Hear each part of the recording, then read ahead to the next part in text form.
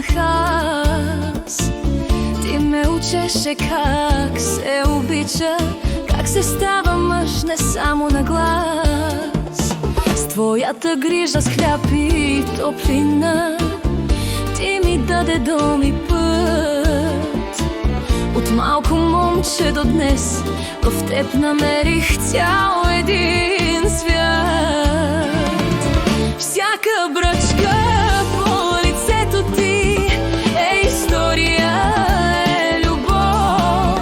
Ти не ме остави нито ден, ти беше моят живот и зов. Бабо Кефка, благодаря ти, че ме отгледа с душа и чест, че от мен направи мъж със сърце, с гръбнак, с кръст. Ти си човека, знай това, за когото бих дал живота си.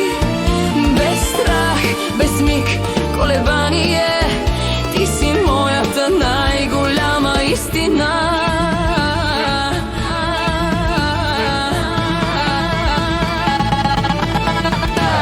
Когато светът беше тежък, ти беше моят покой.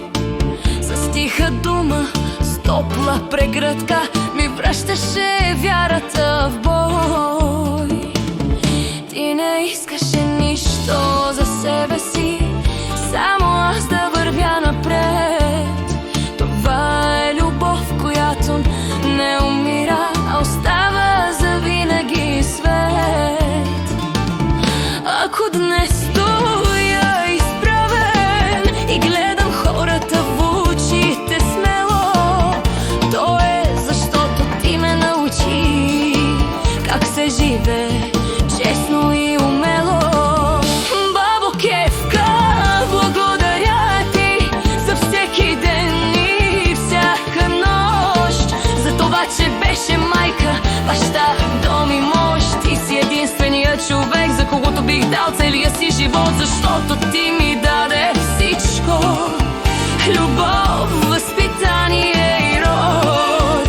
Або моя малка бабо, обичам те толкова много, че не мога да го опиша. Липсваш ми, липсва ми това да седнем и да говорим с часове. Липсва ми прегръдката, ти целувката ти, бабо. Знай, че Ивчо много, ама много те обича.